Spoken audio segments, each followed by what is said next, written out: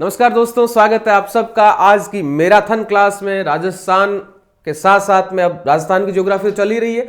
आज की जो क्लास होगी वो होगी भारत का भूगोल, जिसमें पर्वत पठार है ना, प्रादेशिक संरचना किस प्रकार की है, भारत में अपन को क्या याद करना है, पूरी जो भारत का भूगोल है प्रत्येक कंपटीशन में उपयोग होने वाली क्लास होगी। बहुत रोचक क्लास है, ढंग से पढ़िएगा, नोट्स बनाइएगा और इसकी जो पीडीएफ है नोट्स की वो आपको टेलीग्राम चैनल पर मिल जाएगी। तो अच्छे से पढ़िएगा, समझिएगा, क्योंकि ज्योग्राफी एक ऐसा सब्जेक्ट है जिसको समझ आ गया और कुछ फैक्ट्स याद कर लिए तो कभी भूलोगे नहीं। तो भारत का भूगोल बिना समय गवाए शुरू करते हैं। पहली चीज, भारत की यदि अपन बात करें, अपन पढ़ते हैं भूगोल। राजस्थान का भूगोल चल रहा है, आप चैनल पर सर्च कीजिएगा, भारत का भूगोल आज पढ़ेंगे, पूरे ध्यान से पढ़िएगा। भारत को देखा जाए तो भारत, यदि अपन ग्लोब में स्थिति देखें भारत की, तो अपन कह सकते हैं कि भारत इस दिशा में आता है। तो यहां अपन कह सकते हैं यदि उत्तर है, ये पूर्व में है, तो भारत ग्लोब में स्थिति देखा जाए भारत की, तो भारत की ग्लोब में स्थिति किस प्रकार की है, उत्तर पूर्व में है। तो ग्लोब में किस स्थिति में पाया जाता है, उत्तर पूर्व स्थिति है। फिर अपन यदि बात करें पूरे भारत को अलग से लेकर, तो अपन देखते हैं, ये एक चित्र मैंने शामिल किया है पीडीएफ के रूप में ताकि आपको समझ में आए। भारत का स्थिति किस प्रकार से, विस्तार किस प्रकार से, कहां से कहां तक फैला हुआ है, मैं डायग्रामेटिक आपको बताऊं। डायग्राम बनाना भी आना चाहिए। भारत का चित्र जो मानचित्र के फॉर्म में है, तो आप एक बार सीख लो, कुछ हार्ड तो है नहीं, लेकिन आना चाहिए आपको, क्योंकि आप जब भविष्य में आगे एग्जाम्स की तैयारी करोगे तो वहां आपको ये इस प्रकार का डायग्राम बनाना जरूरी है। थोड़ा टेढ़ा मेढ़ा बन सकता है पर ठीक है, काम चलाओ अपना हो सकता है। फिर भी चलो एक बार इसको ठीक कर लेते हैं। अब ठीक है, एक एक जानकारी ढंग से देखिएगा। सबसे पहली बात, भारत में एक विश्व स्तर का एक तुलना कर ले पहले। तो भारत का जो क्षेत्रफल है, भारत का क्षेत्रफल कितना है, 32,87,263 किलोमीटर। 32,87,263 किलोमीटर भारत का क्षेत्रफल है। इसी क्षेत्रफल की स्थिति के आधार पर पूरे विश्व का 2.4% क्या रखता है, क्षेत्रफल रखता है कौन, भारत। तो विश्व का कितना परसेंट क्षेत्रफल रखता है भारत, 2.4% क्षेत्रफल रखता है। और क्षेत्रफल की स्थिति को देखकर ही भारत का 7वां स्थान है। कौन सा स्थान है भाई, 7वां स्थान है। किस आधार पर, क्षेत्रफल के आधार पर भारत का विश्व में कौन सा स्थान है, 7वां स्थान है। जबकि जनसंख्या के आधार पर अपन देखें तो जनसंख्या के आधार पर भारत का स्थान कौन सा है, दूसरा स्थान है। वापस देखो, क्षेत्रफल 32,87,263, 2.4% क्षेत्रफल पूरे विश्व का। और यदि क्षेत्रफल के आधार पर देखा जाए तो 7वां स्थान रखता है। जनसंख्या के आधार पर दूसरा स्थान 121 अरब 2011 की जनगणना के अनुसार। तो ये मोटा खाका आप समझिएगा, प्रश्न कई बार ऐसे उठा लेते हैं। फिर अपन बात करते हैं भारत की आकृति किस प्रकार की है, किस प्रकार की नहीं है। तो आपको ये किस प्रकार की आकृति दिख रही है, तो सबसे पहली बात कि भारत की जो आकृति है वो चतुष्कोणीय है। भारत की आकृति किस प्रकार की है भाई साहब, चतुष्कोणीय आकृति है। ठीक बात। भारत यदि इसका विस्तार देखें अपन, तो भारत उत्तर से दक्षिण और पूर्व से पश्चिम की यदि अपन बात करें, तो उत्तर से दक्षिण ज्यादा है, पूर्व से पश्चिम ज्यादा है। तो ध्यान रखना, उत्तर से दक्षिण कितना है, 32-14 किलोमीटर। जबकि अपन देखें पश्चिम से पूर्व की स्थिति तो 29-33 किलोमीटर। यानी यहां लंबा है, जबकि इधर जो चौड़ा है वो क्या है, कम है। तो 29-33 किलोमीटर। और यदि उत्तर से दक्षिण देखें तो 32-14 किलोमीटर। यदि अपन का इसका अक्षांशीय विस्तार देखें, विस्तार में अपन को देखना है क्या, अक्षांशीय विस्तार और देशांतरीय विस्तार। और दूसरा देखेंगे अपन देशांतरीय विस्तार। अक्षांश किसे कहते हैं, देशांतर किसे कहते हैं। तो यदि अपन ग्लोब को देखें इस प्रकार से, तो जो आप रेखाएं देख रहे हो क्षैतिज रूप से, ये कैसी अक्षांश है, जबकि जो खड़ी रेखाएं आप देख रहे हो, देशांतर देख रहे हो, ये कौन सी है, देशांतर रेखाएं हैं। आप जब ढंग से ज्योग्राफी देखते हो तो अक्षांश देशांतर से ही ज्योग्राफी शुरू होती है, फिर अपन अलग अलग भागों में बांटते हैं।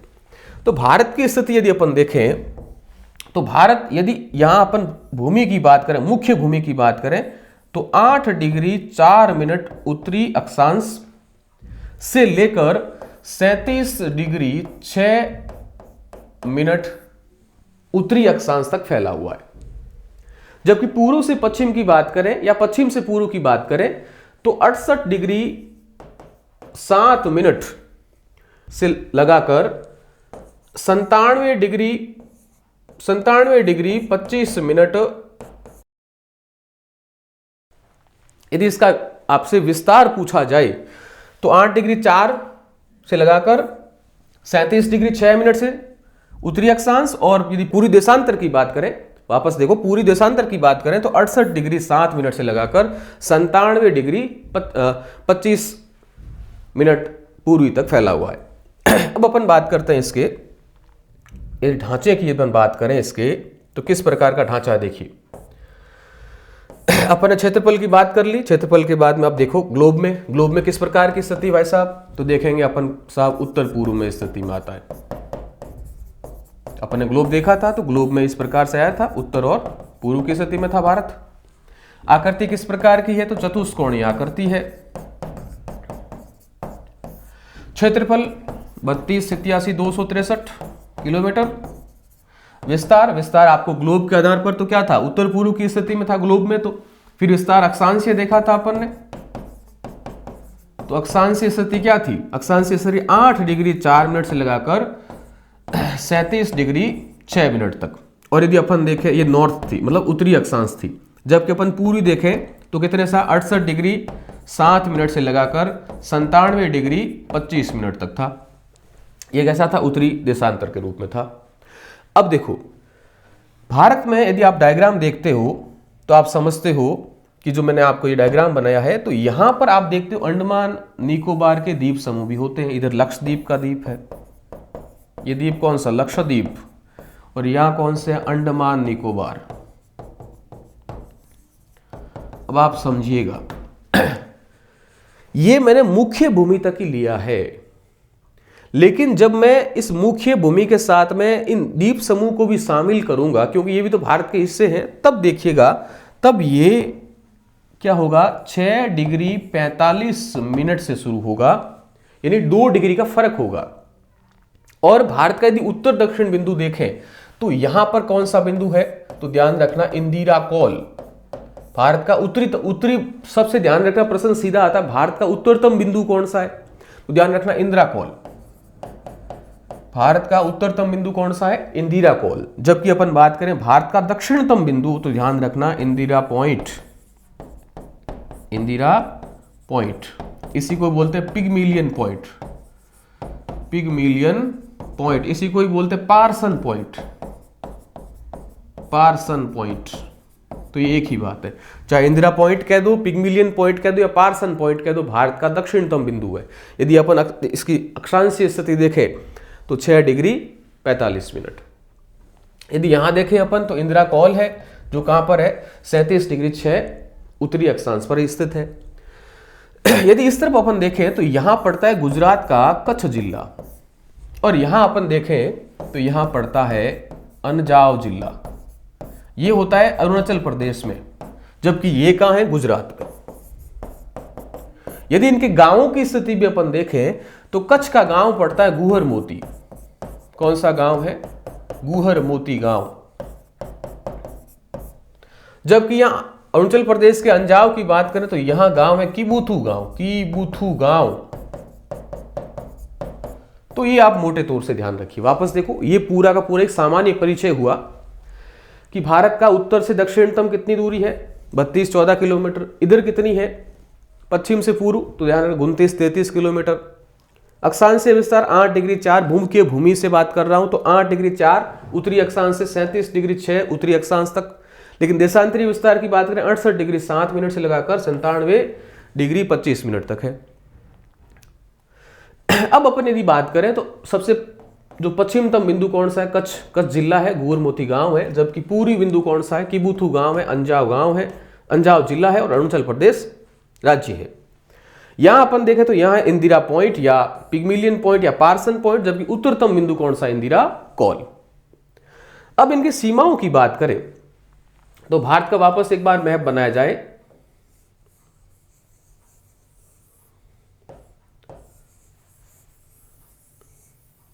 इस मैप में देखोगे तो ये जो पूरी सीमा दिख रही है आपको, ये कैसी? स्थलीय सीमा है।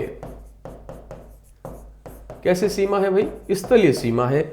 जबकि ये जो पूरा भाग जल से घिरा हुआ है, ये हिंद महासागर है, यहां श्रीलंका वाला आ जाता है। तो ये पूरा का पूरा आसपास का क्षेत्र हिंद महासागर का क्षेत्र है, यहां पड़ता है अरब सागर। देखो ये छोटी मोटी जानकारियां सबको पता होती है। यहां पड़ती है बंगाल की खाड़ी। भारत एक प्रायद्वीपीय देश है। प्रायद्वीप का मतलब होता है जिसके तीनों ओर क्या हो? जल हो, एक और स्थल हो। तो स्थलीय सीमा, और ये कौन सी सीमा है? तटीय सीमा। तटीय सीमा। तो स्थलीय सीमा कितनी है? तो यहां आप स्थलीय सीमा के बारे में ध्यान रखिएगा, 15,106 किलोमीटर, या कह सकते हैं 15,000 लमसम 200 किलोमीटर। 15,200 किलोमीटर तक क्या है? भारत की स्थलीय सीमा है।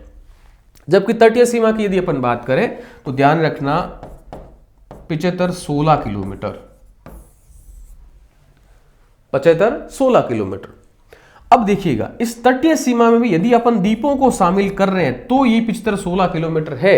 यदि मुख्य भूमि की तटीय सीमा बात करें, यानी ये वाली बात करें, अपन इन द्वीपों वगैरह को हटा के बात करें, द्वीपों को शामिल नहीं करें, तो कितनी आएगी? यदि मुख्य भूमि की तटीय सीमा की बात करें तो मुख्य भूमि की तटीय सीमा होती है 6100 किलोमीटर। कितनी होती है? 6100 किलोमीटर। तो वापस देखो स्थलीय सीमा कितनी? 15,200 किलोमीटर लमसम लगभग, क्योंकि 15,106.6 किलोमीटर है। फिर यदि अपन बात करें तटीय भूमि, तो तटीय सीमा कितनी है?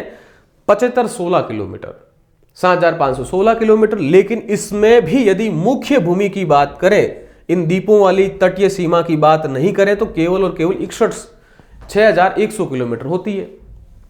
यहां पर देश होता है श्रीलंका। इस श्रीलंका और भारत के मध्य यदि बात करें तो यहां एक क्या है? जल संधि है, स्ट्रेट है, उसको बोलते हैं पाक जल संधि। ध्यान रखना, आप सोचोगे पाकिस्तान, नहीं, पाक जल संधि भारत और श्रीलंका के मध्य स्थित है। यह बात गांठ बांध लीजिएगा। अब अपन देशों की बात करें तो यहां कौन सा देश है भाई? पाकिस्तान है। यहां अफगानिस्तान है, क्योंकि पाकिस्तान तो यहां तक है। फिर ये आगे वाला हिस्सा किसका? अफगानिस्तान का हो गया। फिर ये तिब्बत और चीन है वर्तमान में यहां पर।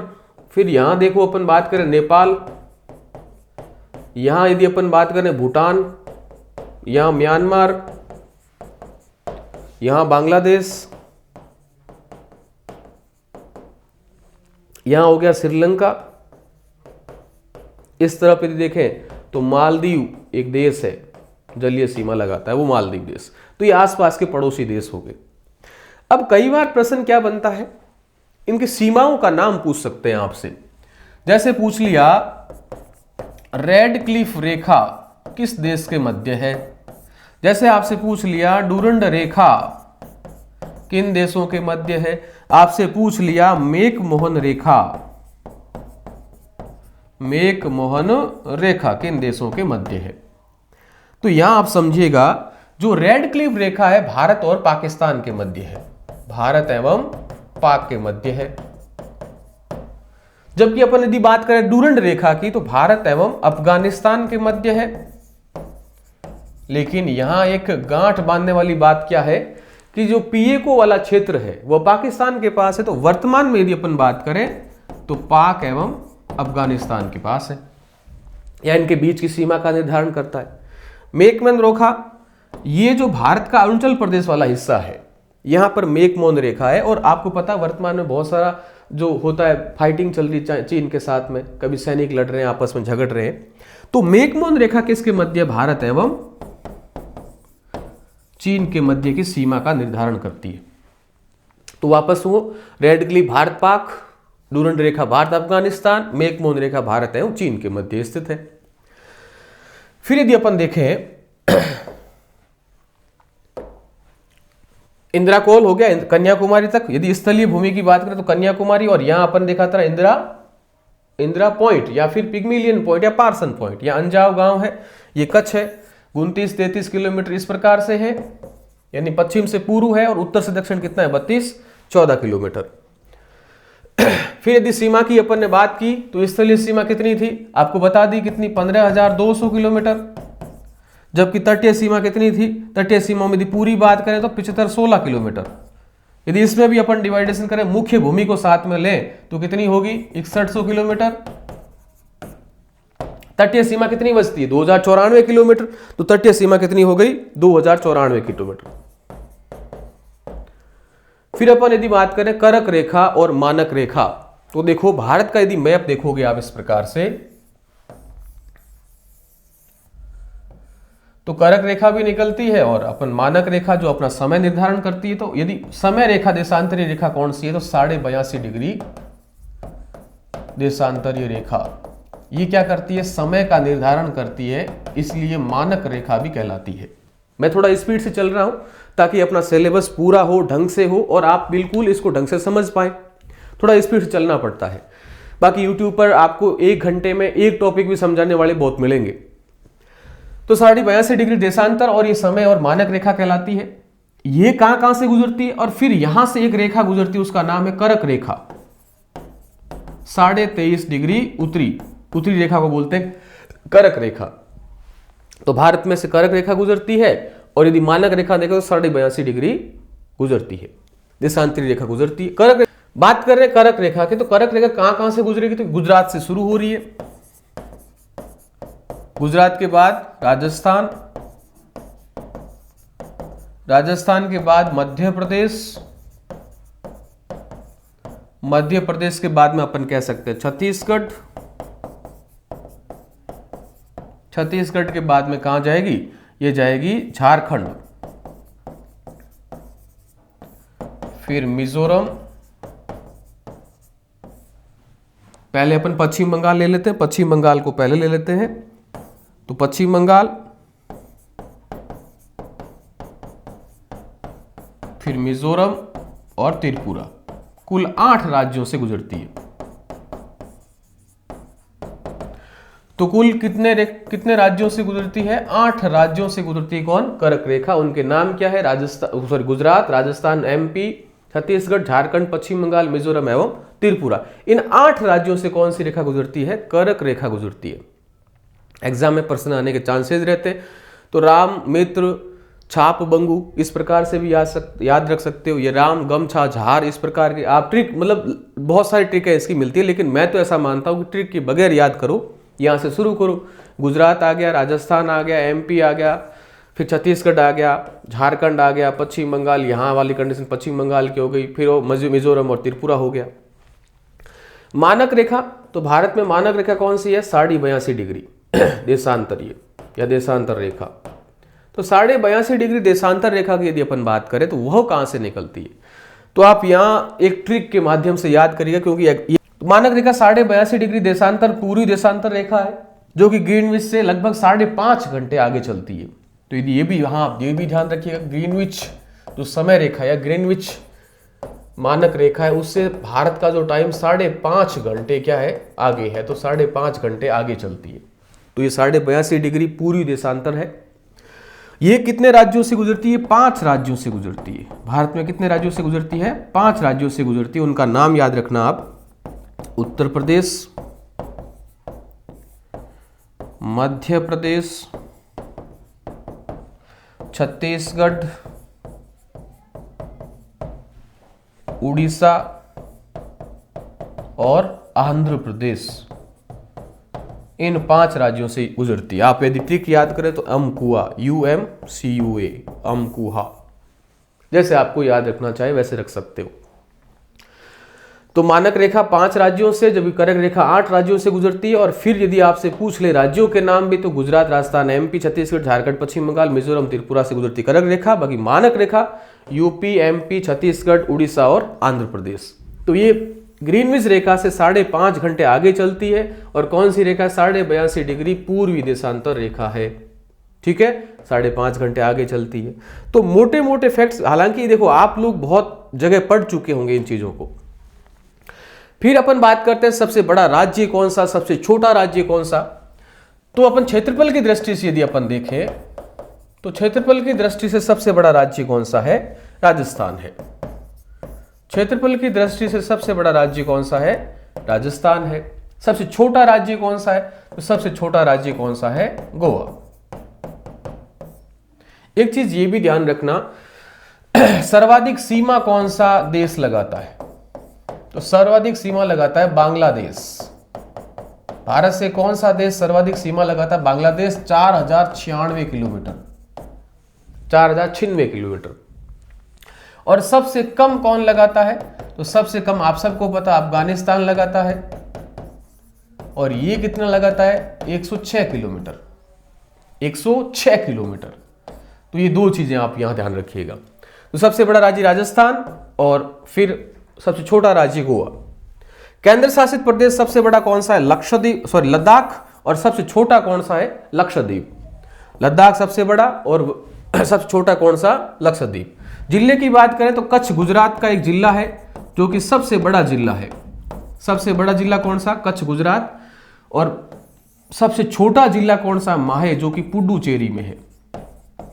कहां है, पुडुचेरी या पांडिचेरी में है। जनसंख्या के आधार पर सबसे बड़ा राज्य की बात करें तो उत्तर प्रदेश है, और सबसे छोटा राज्य कौन सा है जनसंख्या के आधार पर, सिक्किम। तो सबसे कम जनसंख्या किस राज्य की है, सिक्किम की, और सबसे ज्यादा जनसंख्या किस राज्य की है, उत्तर प्रदेश की। तो ये तो एक बेसिक ढांचा हुआ कि अपन को समझना क्या है, करना क्या है, एक सामान्य परिचय है। आपके सिलेबस में नहीं होते हुए फिर भी थोड़ा ध्यान रखना जरूरी है, ध्यान रखना जरूरी है। वापस वही डायग्राम मैंने बताई है कि 15,200 किलोमीटर है साहब, समुद्री सीमा 75 यानी 17 किलोमीटर है, मुख्य भूमि 6100 किलोमीटर है, बाकी 2095 उसकी है, 29-33 किलोमीटर, 32-14 किलोमीटर, क्षेत्रफल 32-87-263 किलोमीटर स्क्वायर। फिर यदि बात करें इंदिरा कॉल है, यहाँ इंदिरा पॉइंट है, हिंद महासागर पड़ता है, यहाँ पाक जल संधि पड़ती है, 8 डिग्री 4 मिनट से 37 डिग्री 6 मिनट है, 68-7 से लगाकर 97 डिग्री 25 मिनट है। तो इस प्रकार गुहार मोती गांव है, यहाँ कौन सा गांव होगा, किबुथु गांव है। तो ये आप बेसिक ढांचा ध्यान रखिएगा। ये समझाने का मोटिव इसलिए था कि आपको एक भारत की बेसिक जानकारी तो आपको पता होनी ही चाहिए। अब अपने सिलेबस से शुरू करते हैं, भारत के भौतिक प्रदेश। तो भारत को कितने भौतिक विभागों में बांटा है, तो भारत को बड़े बड़े 4 भौतिक विभागों में बांटा है। यदि अपन बात करें मध्यम स्तर यानी मिडिल स्तर के 20 भौतिक विभागों में बांटा है। एग्जाम में प्रश्न आने के चांसेस ऐसे रहते हैं, आपको सबको पता है भारत को 4 भौतिक विभागों में बांटा, बड़े बड़े में। लेकिन मध्यम स्तर के कितने बांटा है, 20 स्तरों में। और सबसे छोटे यानी सूक्ष्म स्तर के कितने भौतिक विभाग है, 58 भौतिक विभाग है। फिर अपन बात करते हैं भौतिक विभाजन। यदि बात करें, ये थोड़ा ध्यान रखिएगा, प्रतिशत के आधार पर सबसे बड़े भौतिक विभाग कौन से हैं, तो ध्यान रखना। मैदान कितना है, मैदान, पर्वत, पहाड़ी और पठार। अपने सिलेबस में भी यही है, तो ध्यान रखना। मैदान, पर्वत, पहाड़ी और पठार, इनके प्रतिशत भी ध्यान रखिएगा। जो मैदान है वो है लगभग 44% यानी 43.2%। फिर पर्वत कितने हैं, 10%, 10.6%, पहाड़ी 18.5% और बाकी बचता है पठारी भाग तो 28.7%। यदि अपन इसको क्षेत्रफल इनका प्रतिशत के आधार पर देखें तो सर्वाधिक भौतिक विभाग कौन सा है, मैदान 43% के आसपास, उसके बाद आता है पठार जो 28% के आसपास, फिर आता है पहाड़ी भाग 18% के आसपास, और फिर आता है पर्वतीय भाग। तो ये 4 भौतिक विभागों के बारे में ध्यान रखना, जिनको अपन ये मतलब यदि देखें भारत का ढांचा देखें अपन, तो इन ढांचे में मैदान, पर्वत, पहाड़ी और पठार का भाग देखें तो इस प्रकार का क्षेत्रफल मैदान 43% वाला भाग है, और पर्वत 10% है, पहाड़ी 18% है और पठार 28% है। यदि क्षेत्रफल के आधार पर देख लें तो मैदान सर्वाधिक, उसके बाद पठार 28%, पहाड़ी कितने 18% और पर्वत 10% के आसपास है। तो ये आप क्रम भी ध्यान रखिएगा। अब इसके बाद में एसपी चैटर्जी ने क्या बताया कि भारत को अपन मुख्य तौर से 4 भौगोलिक भागों में बांटेंगे, भौतिक प्रदेशों में बांटेंगे। तो एसपी चैटर्जी साहब ने बांटा क्या, उत्तर पर्वतीय मैदान एक, दूसरे में बांटा महान मैदानी प्रदेश तीसरा बांटा दक्षिण के पठार, चौथा बांटा तटीय भाग और तटीय मैदान और द्वीपीय प्रदेश। तो 4 भागों में बांटा है किसने? एसपी चटर्जी ने। तो एसपी चटर्जी के अनुसार बड़े भौतिक विभाग थे 4, उत्तरी पर्वतीय भाग, दूसरा उत्तर के महान मैदान, तीसरा हो गया प्रायद्वीपीय पठारीय भाग और चौथा हो गया तटीय मैदान एवं द्वीपीय भाग। यहां सबसे बड़ा भाग कौन सा है? भारत, जो प्रायद्वीपीय भारत है वो सबसे बड़ा भाग है। तो प्रायद्वीपीय पठारी भाग है वो सबसे बड़ा है और यही क्या है? सबसे पुराना बना हुआ क्षेत्र है। तो यदि आपसे पूछ ले भारत का कौन सा भौतिक विभाग सबसे बड़ा है, तो प्रायद्वीपीय पठारीय भाग। और सबसे पुराना कौन सा है? तो ये भी ध्यान रखना, प्रायद्वीपीय पठारीय भाग। ये किसने बताया? ये विभाजन एसपी चटर्जी ने बताया था। अब अपन एक एक करके देखते हैं। सबसे पहला अपन लेते हैं उत्तर पर्वतीय प्रदेश। पर्वतों के बारे में पढ़ना है तो अपन इसको 2 भागों में बांटते हैं साहब। तो उत्तर पर्वतीय प्रदेशों को अपन बांट ले। उत्तर पर्वतीय प्रदेश, तो एक अपन देखते हैं, यदि अपन हिमालय से भी ऊपर बढ़े, आप देखोगे ना भारत में, तो आप तो सोचते होंगे हिमालय सब कुछ है, तो हिमालय से ऊपर भी बहुत कुछ है भाई। तो यदि अपन देखें तो हिमालय से ऊपर भी कई श्रेणियां हैं। हिमालय 3 प्रकार से बटा हुआ है, इसके ऊपर भी कई श्रेणियां हैं। काराकोरम है, लद्दाख है, जास्कर है। ये तीनों श्रेणियां किस में आती है साहब? वो आता है ट्रांस हिमालय। जबकि ये तीनों भाग किस में आते हैं? वृहद, मध्य एवं शिवालिक। ये किस में आते हैं? हिमालय वाले भाग में। तो जब अपन देखेंगे, इसका डायग्रामेटिक अध्ययन करेंगे, तो आप समझिए जो पर्वतीय भाग है इसको 2 भागों में मोटे तौर से बांटा है। पहला होता है ट्रांस हिमालय या पार हिमालय, और दूसरा आता है मुख्य हिमालय या हिमालय। ट्रांस हिमालय और दूसरा आता है मुख्य हिमालय। ट्रांस हिमालय में अपन क्या क्या पढ़ेंगे? एक तो पढ़ेंगे काराकोरम, इसकी भी श्रेणियां हैं, काराकोरम श्रेणी या कारकोरम श्रेणी, काराकोरम श्रेणी। उसके बाद में पढ़ेंगे लद्दाख श्रेणी, फिर पढ़ेंगे जास्कर श्रेणी, और एक श्रेणी होती कैलाश श्रेणी। ये कैलाश श्रेणी कहां पाई जाती है? ट्रांस हिमालय का ही भाग है, लेकिन ये कहां पाया जाता है? चीन में पाया जाता है, इसलिए अपन इसको पढ़ते नहीं है क्योंकि ये चीन में पाया जाता है। हिमालय की अपन बात करेंगे, हिमालय को भी 3 भागों में बांटा है अपन ने। एक तो होता है वृहद हिमालय, दूसरा होता है लघु या मध्य हिमालय, और तीसरा आता है शिवालिक हिमालय। तो इस प्रकार से उत्तर पर्वतीय प्रदेश को बांटा है अपन ने। अब इनके कई नाम होते हैं, ट्रांस हिमालय को पार हिमालय कहते हैं, है ना। बहुत सारा इनके, देखो इन नाम के आधार पर ही कई बार प्रश्न कंफ्यूजन वाले बना देते हैं। तो पूरा ध्यान से पढ़िएगा इसको। मैं स्पीड से इसलिए चल रहा हूं ताकि अपना कोर्स आसानी से हो जाए, ढंग से हो जाए, बिना समय गवाए। मैं शायरियां शेरो शायरी करूं उसका कोई मतलब ही नहीं है। उत्तर पर्वतीय प्रदेश या भाग, इसको अपन ने 2 भागों में बांटा। पहला ट्रांस हिमालय कोई बोलते हैं पार हिमालय, इसी को ही बोलते हैं तिब्बत हिमालय। ये आप चीजें ध्यान रखिएगा क्योंकि आपको लगता होगा ट्रांस का मतलब ट्रांस ही होगा, तो ट्रांस को पार भी कहते हैं, इसी को तिब्बत हिमालय कहते हैं। फिर बात करते हैं हिमालय की, तो हिमालय को बोलते हैं महान हिमालय। हिमालय के 3 पार्ट हो गए। महान हिमालय पहला है, महान हिमालय, वृहद और केंद्रीय हिमालय या आंतरिक या हिमाद्री हिमालय, एक ही नाम है। देखो यदि अपन बांटे तो पहला तो कौन सा हो गया? ट्रांस हिमालय। ट्रांस के बाद कौन सा आता है? हिमालय के 3 भाग हो गए। सबसे पहला कौन सा? वृहद, दूसरा मध्य और तीसरा हो गया शिवालिक। और ये कौन सा? ट्रांस, जो सबसे ऊपर है, सबसे उत्तर में है। इसी वृहद हिमालय को या वृहद हिमालय को महान, केंद्रीय, आंतरिक और हिमाद्री हिमालय कहते हैं। हिम हर बार रहता है, हर वर्ष रहता है, तो हिमाद्री हिमालय हो गया। सबसे आंतरिक में है तो आंतरिक हिमालय हो गया। महान, वृहद, केंद्रीय, आंतरिक एवं हिमाद्री हिमालय। दूसरा है मध्य हिमालय या लघु हिमालय या हिमाचल हिमालय। और तीसरा होता उपबाहरी या शिवालिक हिमालय।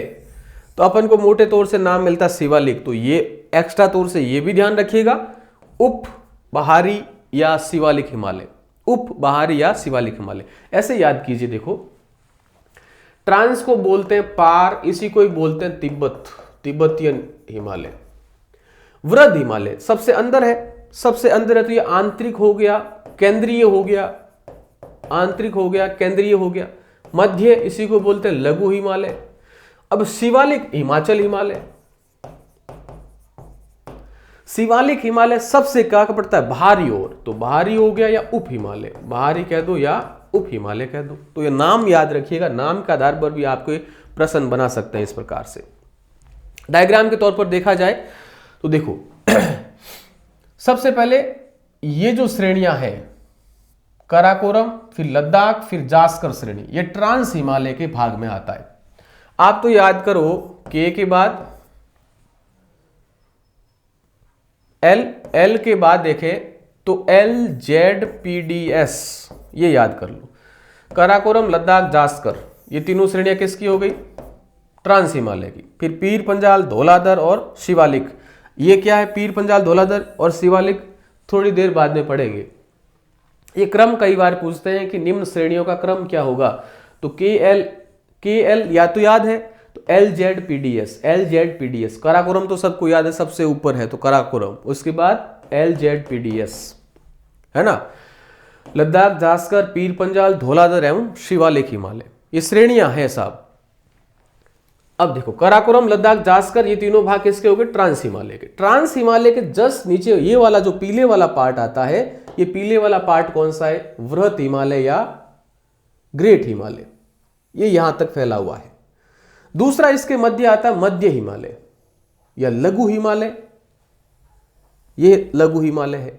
तीसरा आता शिवालिक हिमालय, सबसे बाहरी भाग में पाया जाता है, तो ये कौन सा हिमालय है, शिवालिक हिमालय। फिर इसके बाद ये क्षेत्र कौन सा शुरू हो जाता है, मैदानी भाग शुरू हो जाता है।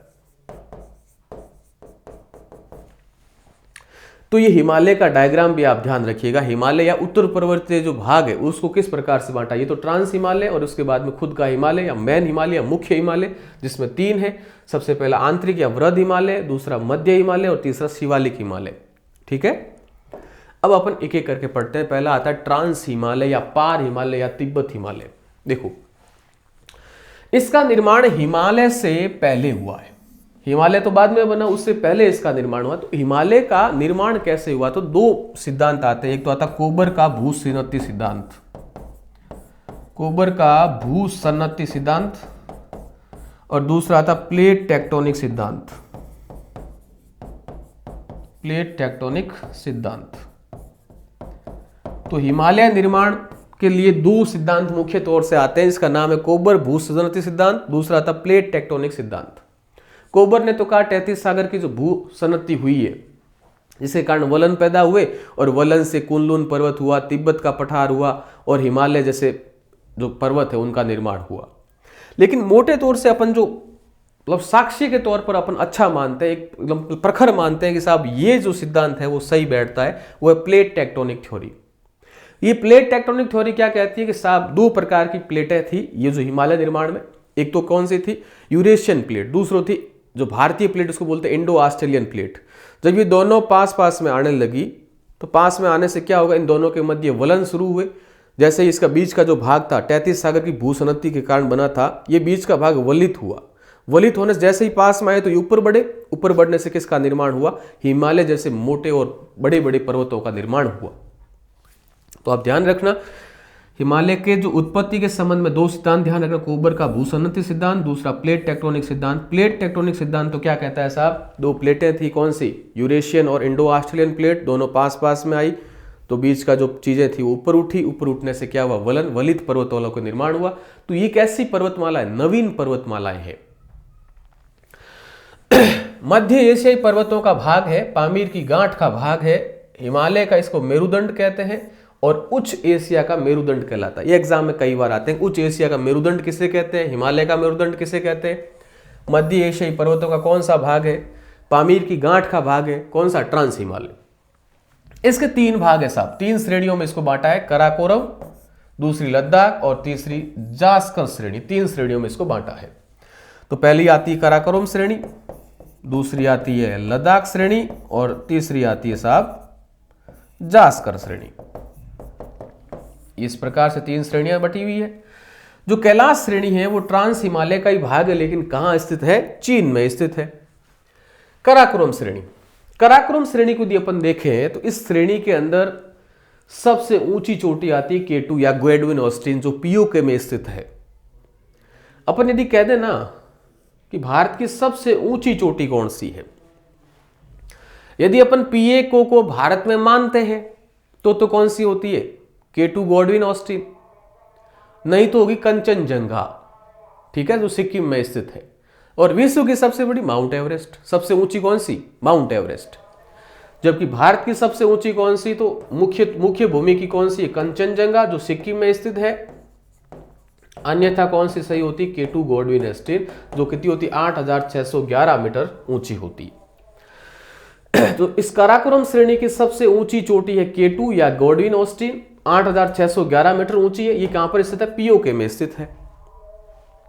इसमें ग्लेशियर कौन कौन से पाए जाते हैं? भाई ग्लेशियर यानी हिमनद, तो ग्लेशियर कौन से है? सियाचिन हो गया, दुनिया का सबसे ऊंचा और महंगा युद्ध स्थल है। कौन सा? सियाचिन। अपन सोचते हैं ना सियाचिन, तो हमारे भारतीय सैनिक सियाचिन में रहते हैं। तो ये जो सियाचिन है ये दुनिया का सबसे ऊंचा युद्ध स्थल है जहां पर सैनिक रहते हैं।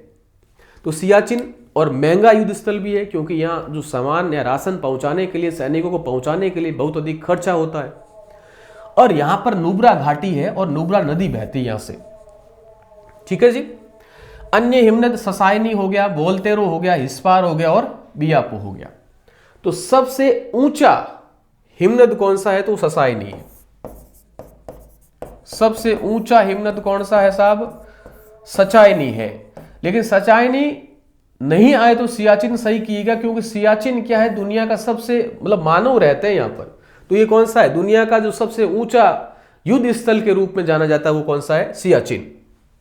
अन्य हिमनद या ग्लेशियर हो गए वोल्तेरो, हिस्पार, बियापो। इसमें दर्रे कौन सा स्थित है? काराकोरम दर्रा, ये सबसे ऊंचा दर्रा है। अन्य दर्रे खारदुंगला, ला शब्द देखो, कराताग, अघिल, ये सब क्या है? दर्रे हैं साहब। कराकोरम, खारदुंगला, कराताल, अघिल। आपके एग्जाम की दृष्टि से देखा जाए तो मोटे तौर से ये श्रेणियां ध्यान रखिएगा। सबसे ऊंचा युद्ध स्थल ध्यान रखिएगा, K2 गॉडविन ऑस्टिन की जो ऊंचाई है वो ध्यान रखना 8611। दर्रों के बारे में ध्यान रखिएगा। फिर आता है लद्दाख श्रेणी। ट्रांस हिमालय का दूसरा भाग कौन सी श्रेणी आती? लद्दाख श्रेणी। और लद्दाख श्रेणी में आपको ध्यान रखना है कि ट्रांस हिमालय का ये बीच का भाग है, क्योंकि ट्रांस हिमालय में 3, काराकोरम, लद्दाख और जास्कर। तो बीच का भाग कौन सा है? लद्दाख है। ये जम्मू कश्मीर में मुख्य रूप से और चीन में स्थित है। फिर है जास्कर श्रेणी। जास्कर श्रेणी ट्रांस हिमालय का सबसे दक्षिणतम भाग है, जम्मू कश्मीर चीन में उपस्थित है। अब लद्दाख का पठार ये कहां पर है? तो लद्दाख श्रेणी एवं जास्कर के मध्य, ये लद्दाख है और ये जास्कर, इन दोनों के मध्य एक पठार पाया जाता है।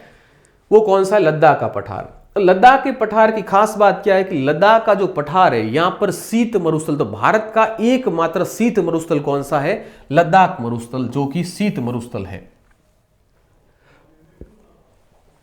और यहां पर एक क्षेत्र स्थित, इसका नाम है लेह। ये सबसे कम वर्षा वाला स्थान है। तो भारत का सबसे कम वर्षा वाला स्थान कौन सा है? लेह, जो किस पठार पर स्थित है? लद्दाख के पठार पर स्थित है। और यहां पर एक झील पाई जाती है जिसका नाम चुशुल झील। चुशुल झील। और ये चुशुल झील क्या है साहब? सबसे ऊंची झील है। तो भारत की सबसे ऊंची झील कौन सी है? चुशुल झील, ठीक है। तो मोटे मोटे कई फैक्ट्स आपके तैयार हुए। शीत मरुस्थल कौन सा? लद्दाख के पठार पर स्थित है। लद्दाख का पठार कहां? लद्दाख श्रेणी और जास्कर श्रेणी के मध्य। लेह क्या है? सबसे कम वर्षा वाला स्थान। चुशुल झील क्या है? सबसे ऊंची झील स्थित है, ठीक है जी।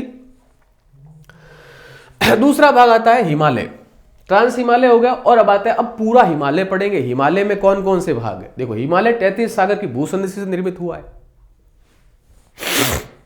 यह ट्रांस हिमालय के दक्षिण भाग में पाया जाता है। तो ट्रांस हिमालय था, ट्रांस हिमालय की 3 श्रेणियां हो गई। उसके बाद कौन शुरू होगा? हिमालय शुरू होगा। हिमालय भी 3 भागों में बटा हुआ है। तो ट्रांस हिमालय के दक्षिण भाग में पाया जाता है सिंधु सच्चर जोन। अब देखो, ये जोन क्या होते हैं? जोन का मतलब होता है कि जो किसी 2 भागों को अलग करता हो। तो देखो, ये ट्रांस हिमालय था। ट्रांस हिमालय के बाद में शुरू कौन होता है? हिमालय। तो ट्रांस हिमालय और हिमालय के मध्य एक जोन पाया जाता है, इसको बोलते हैं सिंधु सच्चर जोन। सिंधु सच्चर जोन। तो यदि आपके एग्जाम में कोई प्रश्न आ जाए कि ट्रांस हिमालय और हिमालय के मध्य अलग कौन करता है, तो सिंधु सच्चर जोन अलग करता है, ठीक है। सिंधु सच्चर जोन ट्रांस हिमालय को हिमालय से क्या करता है, अलग करता है। इसका निर्माण किस काल में हुआ था, टर्शियरी काल या तृतीयक युग में हुआ था। हिमालय का निर्माण टर्शियरी काल में निर्मित हुआ था। तो ये किस प्रकार की पर्वतमाला है, नवीन वलित पर्वतमाला है। हिमालय किस प्रकार की पर्वतमाला है, नवीन है और वलित पर्वतमाला है। और ये भी एग्जाम में सीधा आता है, तो इसको आप स्टार लगाइएगा। तो हिमालय किस प्रकार की पर्वतमाला है, नवीन वलित पर्वतमाला है। हिंदुकुश पर्वतमाला से लगाकर अराकोन योमा तक ये फैला हुआ है। हिंदुकुश पर्वत यानी अफगानिस्तान का हिंदुकुश से लगाकर ये अराकोन योमा तक फैला हुआ है। इसकी चौड़ाई पश्चिम में ज्यादा होती है और पूर्व में कम होती है। तो 400 किलोमीटर पश्चिम में है, जबकि ये आगे जाते जाते कितना हो जाता है, 150 किलोमीटर तक हो जाता है। तो ये था हिमालय। अब हिमालय के अपन पार्ट्स देखें अपन, तो 3 भागों में बांटा था अपन ने। कौन सा, महान, दूसरा मध्य, तीसरा कौन सा बांटा था, शिवालिक हिमालय। तो हिमालय था, हिमालय को अपन ने 3 भागों में बांटा था। पहला कौन सा, वृहद हिमालय यानी ग्रेट हिमालय, वृहद, दूसरा मध्य या लघु हिमालय और तीसरा बांटा था शिवालिक हिमालय। अब अपन पढ़ रहे हैं वृहद हिमालय को। तो वृहद हिमालय कहां से क्या शुरू हो रहा है, क्या नाम है इसका, तो वृहद को बोलते हैं हिमाद्री हिमालय, क्योंकि वहां पर हिम मतलब बर्फ जमा हुआ रहता है, इसलिए हिमाद्री हिमालय, और इसे महान हिमालय भी कहते हैं। अब इसकी खास बातें क्या है, ये नंगा पर्वत से लगाकर नामचा बरवा तक फैला हुआ है। नंगा पर्वत से शुरू होता है और नामचा बरवा तक फैला हुआ है। और इसका जो कितनी दूरी तक फैला हुआ, 2400 किलोमीटर तक ये लंबा है, यानी इतनी इसकी दूरी तक फैला हुआ है। इसकी ऊंची चोटी कौन सी है साहब, नेपाल में स्थित है Mount Everest, 8,848 metre, sorry metre की बात कर रहा हूं, 8,848 मीटर तक ऊंचा है। तिब्बत में चोमोलुंगमा, नेपाल में इसे सागर माथा कहते हैं। तो तिब्बत में माउंट एवरेस्ट को क्या बोलते हैं, चोमोलुंगमा, जबकि नेपाल में क्या कहते हैं, सागर माथा कहते हैं। यह भी ध्यान रखना, एग्जाम में प्रश्न पूछ सकते हैं आपसे। यहां पर कौन से ग्लेशियर है, तो गंगोत्री, यमुनोत्री, पिंडार, मिलन और सतोपथ, ये कुछ ग्लेशियर आपको याद रखने। तो मोटे तौर से तो आपको यही ध्यान रखना है कि वृहद हिमालय है, 2400 किलोमीटर दूरी तक फैला हुआ है। माउंट एवरेस्ट की ऊंची चोटी है, 8,848 मीटर ऊंचा है। और तिब्बत में चोमोलुंगमा और नेपाल में सागर माता कहा जाता है। फिर अपन बात करते हैं लघु, मध्य या अपन कह सकते हैं हिमाचल हिमालय। ये वृहद हिमालय और लघु हिमालय के मतलब हिमालय होता है, हिमालय की 3 श्रेणियां हैं। तो ट्रांस हिमालय सबसे ऊपर है, क्योंकि हिमालय उत्तरी पर्वतीय भाग 2 भागों में, ये यहां से शुरू होता है हिमालय, ये हिमालय है और ये ट्रांस हिमालय। इसके बीच में कौन सा जोन है, सिंधु सच्चर जोन।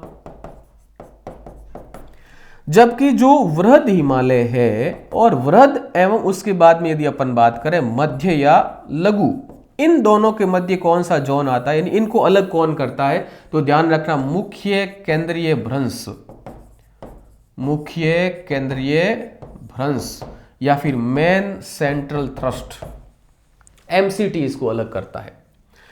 अब इसमें जो अपन बात करते हैं मुख्य केंद्रीय भ्रंश के बाद बात करते हैं, जो मध्य हिमालय शुरू होता है, इसमें घाटियां होती है, पर्वत श्रेणियां होती है, घास के मैदान है, पर्यटन स्थल है और करेवा नामक एक चीज होती है। वो क्या चीजें होती समझिएगा। यदि इनके पर्वत श्रेणियों की बात करें तो यहां पर पर्वत श्रेणियां होती पीर पंजाल, धौलाधर, मसूरी, नाग टिब्बा, नेपाल में महाभारत, डोकिया और ब्लैक। तो ये क्या है, पर्वत श्रेणियां है किसकी, ध्यान रखना, मध्य या लघु हिमालय की।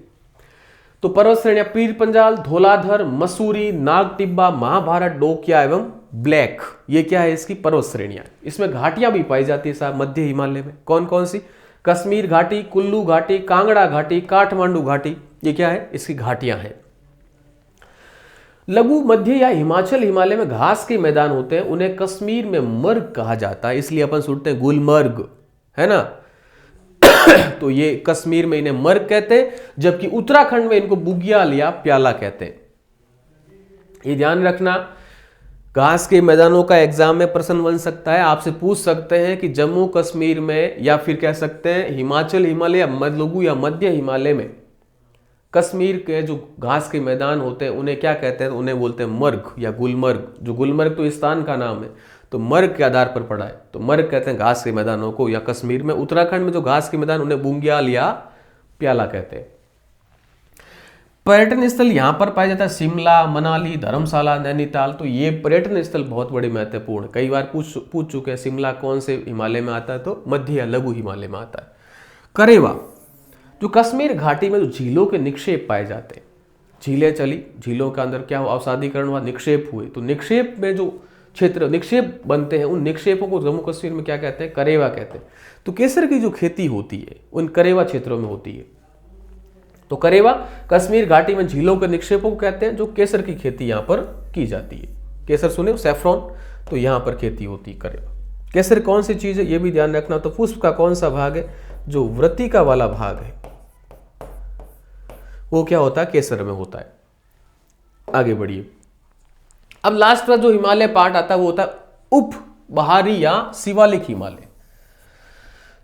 देखो मैंने आपको बात बताया था कि ट्रांस हिमालय, सिंधु सच्चर जोन, फिर आता है वृद्ध हिमालय, वृद्ध हिमालय के बाद एमसीटी या मेन सेंट्रल थ्रस्ट, उसके बाद आती है एमबीटी मुख्य सीमांत थ्रस्ट या मुख्य सीमांत या मेन बाउंड्री थ्रस्ट अलग करती है। तो मध्य हिमालय और शिवालिक हिमालय को एमबीटी या मेन बाउंड्री थ्रस्ट अलग करती है। इसको जम्मू में जम्मू पहाड़ियां, उत्तराखंड में दुधवा, धांग, नेपाल में चूड़िया घाट,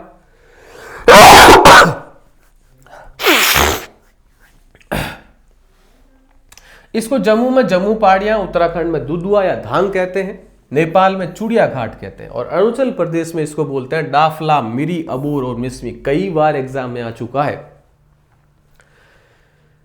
कि अरुणाचल प्रदेश में पाए जाने वाले डफला, मिरी, अबोर और मिसमी किस हिमालय का भाग है, तो शिवालिक हिमालय का भाग है। या फिर शिवालिक हिमालय को अरुणाचल प्रदेश में निम्न में से कौन से नाम से नहीं जाना जाता है, तो डफला, मिरी, अबोर, मिसमी तो कहा जाता है, ये तो है, इसके अलावा जो ऑप्शन हो वो नहीं कहते। शिवालिक लघु हिमालय के मध्य घाटियों को हिमाचल में दून कहते हैं। आप सुनते हो देहरादून, पाटली दून, कोटली दून, ये जो दून वाला क्षेत्र है ना वो शिवालिक हिमालय का भाग है। और ये कहाँ कहते हैं, वो कहते हैं हिमाचल में। तो हिमाचल में जो भी शिवालिक का भाग है तो वहां पर जो दून कहते हैं, जैसे देहरादून, पाटली दून, कोटली दून, ये दून से शुरू हुआ, तो शिवालिक श्रेणी की हिमाचल में बोलते हैं दून। और पूरी भाग वहां पर कैसे क्या कहते हैं, द्वार, अपन पढ़ते हैं हरिद्वार, निहांग द्वार, तो वहां पर शिवालिक हिमालय को क्या बोलते हैं, द्वार। तो पूर्वी भारत में तो बोलते हैं द्वार, हिमाचल में क्या बोलते हैं, दून। पंजाब एवं हिमाचल प्रदेश में अस्थायी धाराओं से निर्मित क्षेत्र को चौस कहते हैं। ये थोड़ी सी बात आप ध्यान रखना, चौस क्या है, तो पंजाब के हिमाचल प्रदेश के मैदानी भाग जो कि धाराओं से निर्मित होते। अब देखो कुछ बातें आपके लिए बताने वाली बात है, वापस एक बार देखो, पूरा का पूरा मैं आपको कंक्लूजन करवा देता हूं। देखो यदि भारत का अपन मैप देखें इस प्रकार से,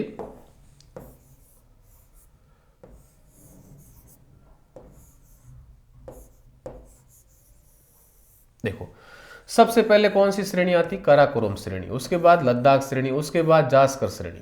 ये तो कौन सा हो गया साहब, ट्रांस हिमालय हो गया। ट्रांस के बाद में शुरू होता है कौन सा, वृद्ध हिमालय।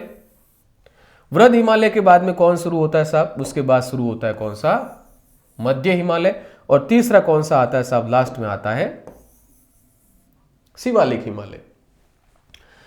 ट्रांस हिमालय और ये जो हिमालय के तीन भाग हैं इनको अलग कौन सा करता है, सिंधु सच्चर जोन। कौन करता है, सिंधु सच्चर जोन। वृद्ध हिमालय और उसके बाद में लघु हिमालय या मध्य हिमालय, इनको कौन अलग करता है, वो करता है मुख्य केंद्रीय थ्रस्ट या एमसीटी। ये आता है कौन सा फिर, मध्य हिमालय, लघु हिमालय, और ये होता है कौन सा, शिवालिक हिमालय। तो शिवालिक हिमालय और मध्य हिमालय को अलग कौन करती है, वो करती है मुख्य सीमांत थ्रस्ट या एमबीटी, मेन बाउंड्री थ्रस्ट। अब इसके बाद में कौन सा क्षेत्र शुरू हो जाता है, मैदान। तो इस मैदानी भाग एवं हिमालय को अलग करता है, यानी शिवालिक भाग को जो अलग करने वाला क्षेत्र है वो कहलाता है मुख्य अग्र थ्रस्ट या MFT, मैन फ्रंटल थ्रस्ट कहा जाता है। इन थ्रस्टों के बारे में ध्यान रखना। काराकोरम, लद्दाख, जास्कर में आपको मोटी बात से क्या ध्यान रखनी थी कि साहब ये ट्रांस हिमालय का भाल एक और उस चाइना में से उसको बोलते कैलाश श्रेणी। फिर अपन बात करते हैं K2 गॉडविन ऑस्टिन, कहाँ है साहब? ट्रांस हिमालय में। कितनी ऊंचाई है साहब? 8611 मीटर ऊंचाई है साहब। फिर अपन बात करते हैं माउंट एवरेस्ट किस में आती है, तो मुख्य हिमालय की बात कर लेते हैं। मुख्य हिमालय में कौन सी आती? Mount Everest. इसकी ऊंचाई कितनी है साहब? 8848 मीटर। कंचनजंगा कितनी है? 8598 मीटर। ये थोड़ी सी आप बातें ध्यान रखिएगा। तो ये आप बातें ध्यान रखिएगा, जो बहुत महत्वपूर्ण चीजें हैं। अपना जो मोटे तौर से पार्ट हुआ है वो हिमालय वाला हो गया। नोट, मुख्य अग्र थ्रस्ट या मैन फ्रंटल थ्रस्ट हिमालय में मैदानी भाग को अलग करता है। तो एक बार वापस इसको समझिएगा। जो PDF भेजी है आपको, PDF निकाल के उसके बाद में पढ़ना और मजा आएगा। पूर्वांचल भाग में कुछ पहाड़ियां होती है, उनमें देखो अरुणाचल प्रदेश में जो पहाड़ियां पाई जाती है उन्हें बोलते पटकाई बूम, और नाग पहाड़ी पाई जाती है नागालैंड में। मणिपुर की पहाड़ियां, मिजोरम की पहाड़ियां, मिजो पहाड़ियां, त्रिपुरा की पहाड़ियां, बराइल की पहाड़ियां असम में पाई जाती है, असम और नागालैंड के बीच में। लेमा तेल की पहाड़ियां मणिपुर में। एक बार एग्जाम आया, नेमा तेल की पहाड़ियां कहाँ है? तो मणिपुर में स्थित है। तो अरुणाचल प्रदेश में पटकाई बूम, नाग पहाड़ी नागालैंड में, मणिपुर पहाड़ियां, मिजो पहाड़ियां, त्रिपुरा पहाड़ियां, बराइल पहाड़ियां असम नागालैंड में, और लेमा तेल की पहाड़ियां मणिपुर में। मिजो पहाड़ियां लुसाई पहाड़ियों में मिजो पहाड़ियां को लुसाई पहाड़ियां कहते हैं। इसकी ऊंची चोटी है ब्लू माउंटेन, जिसे फांगपुई कहते हैं। फांगपुई एक राष्ट्रीय उद्यान है। ये कहां पर है? ये ध्यान रखना, मिजो पहाड़ियां यानी मिजोरम में स्थित है। तो ध्यान रखना, मिजो पहाड़ियां को बोलते हैं लुसाई पहाड़ियां। इसमें एक ऊंची चोटी है जिसका नाम है ब्लू माउंटेन। इसी ब्लू माउंटेन को फांगपुई कहते हैं। और फांगपुई में क्या स्थित है? एक राष्ट्रीय उद्यान स्थित है। फिर अपन देखते हैं हिमाचल, जो हिमालय पढ़ा अपन, हिमालय का प्रादेशिक विभाजन। एग्जाम में एक बार आया हुआ है कि हिमालय का प्रादेशिक विभाजन किसने दिया था? तो सिडनी बुराड़ ने दिया था। सिडनी बुराड़ ने जो हिमालय है उसको 4 भागों में बांट दिया। प्रादेशिक विभाजन किसने बांटा? इसका हिमालय का प्रादेशिक विभाजन ये नदियों के आधार पर बांटा। किसने बांटा? सिडनी बुराड़ ने बांटा। सिडनी बुराड़ ने बांटा। कितने भागों में? 4 भागों में। पहला बांटा कश्मीर, पंजाब या कश्मीर हिमालय। दूसरा हिमालय कुमायूं हिमालय। तीसरा बांटा इसने नेपाल हिमालय। और चौथा बांटा ब्रह्मपुत्र या असम या हिमालय। कश्मीर हिमालय है, इसको बांटा कि साहब सिंधु और सतलज के मध्य जो है वो कश्मीर हिमालय है। सतलज से काली वो कुमायूं हिमालय, काली से तिस्ता वो नेपाल हिमालय, और तिस्ता से लगाकर ब्रह्मपुत्र के मध्य जो हिमालय है वो ब्रह्मपुत्र हिमालय। तो नदियों के आधार पर भी इसका प्रादेशिक विभाजन किया गया सिडनी बुराड़ के द्वारा। एक एक करके देखते। देखो यहां देखो, सिंधु एवं सतलज के मध्य जो हिमालय है वो पंजाब हिमालय। कुमायूं हिमालय सतलज एवं काली के मध्य है। नेपाल हिमालय वो है काली और तिस्ता के बीच में है वो। और तिस्ता और ब्रह्मपुत्र के मध्य का जो मैदान जो हिमालय है उसको बोलते हैं असम हिमालय या ब्रह्मपुत्र हिमालय। तो इसका प्रादेशिक विभाजन देखते हैं। हिमालय का प्रादेशिक विभाजन सिडनी बुराड़ ने दिया था, नदियों की स्थिति के आधार पर दिया था, और 4 भागों में बांटकर दिया था। कौन कौन से नाम? तो कश्मीर, पंजाब या हिमाचल हिमालय, दूसरा कुमायूं हिमालय, तीसरा नेपाल और चौथा असम हिमालय। सिंधु सतलज के बीच में कश्मीर हिमालय, कुमायूं सतलज काली के बीच में, काली से तिस्ता के मध्य नेपाल, और तिस्ता एवं ब्रह्मपुत्र के बीच में असम हिमालय स्थित है। कश्मीर हिमालय की सबसे ऊंची चोटी K2 या गॉडविन ऑस्टिन। नंदा देवी कुमायूं हिमालय की सबसे ऊंची चोटी। माउंट एवरेस्ट नेपाल हिमालय की, और कंचनजंगा भी नेपाल हिमालय की। भारत की सबसे ऊंची चोटी कंचनजंगा, विश्व की माउंट एवरेस्ट, और यदि POK को शामिल करो तो K2 या गॉडविन ऑस्टिन 8611 मीटर। अब आते हैं अपन दूसरा भौतिक प्रदेश आता है मैदानी प्रदेश। मैदानी प्रदेश में आप समझिएगा कि मैदान को भी कई भागों में बांटा है। तो अपना दूसरा भौतिक प्रदेश आता है उत्तर के महान मैदानी प्रदेश। और इस मैदानी प्रदेश में आप समझिएगा, देखो इसके ऊपर तो क्या था? हिमालय था। और हिमालय के नीचे वाला भाग कौन सा आता है? मैदान। और हिमालय और मैदान को कौन अलग करता है? मुख्य अग्र थ्रस्ट या MFT अलग करती है। उत्तरी मैदानी प्रदेश नदियों द्वारा जमा अवसादों से निर्मित हुआ है, बहुत ही उपजाऊ वाला भाग है, नदियां यहां बहती रहती है, विस्तृत डलोड मैदान है, सबसे नवीनतम प्रदेश है। यानी सबसे नए प्रदेश कौन से बने थे? मैदानी प्रदेश बने थे। इसका निर्माण चतुर्थ युग में हुआ था। हिमालय का निर्माण तृतीयक युग में, इसका क्या है? चतुर्थ युग में, क्वाटरनरी एरा में हुआ है। जनसंख्या घन तो इसका बहुत अधिक है, क्योंकि जब उपजाऊपन है तो वहां जनसंख्या अधिक बसती है।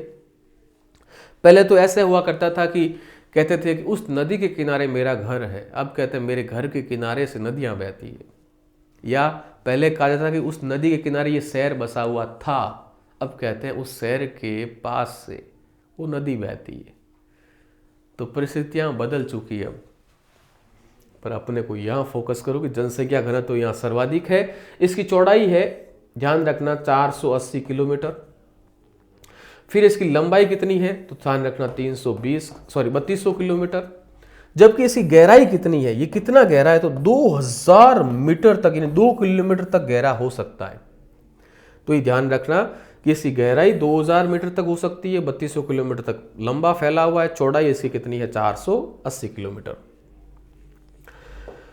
फिर अपन बात करते हैं उत्तरी मैदानी प्रदेश को कितने भागों में बांटते हैं? 4 भागों में बांटते हैं। पहला है राजस्थान का मैदान, दूसरा सतलज का मैदान, तीसरा गंगा का मैदान, चौथा ब्रह्मपुत्र का मैदान। नदियों के आधार पर दिया गया है। राजस्थान के मैदान में अपन पढ़ेंगे बांगर और शुष्क मैदानी प्रदेश। सतलज के मैदान के द्वारा कौन कौन से, जैसे पंच दोआब पढ़ेंगे अपन। गंगा का मैदान पढ़ेंगे अलग अलग भागों में बटे हुए, रुहेलखंड, बघेलखंड, मिथिला, अवध, इन सब के मैदानों के बारे में। फिर ब्रह्मपुत्र की नदियों से निर्मित या ब्रह्मपुत्र की सहायक नदियों से निर्मित मैदान, उनके बारे में ब्रह्मपुत्र का मैदान पढ़ेंगे। तो मैदानी भाग 4 भागों में बांटा गया है। पहला अपन पढ़ते हैं राजस्थान का मैदानी प्रदेश।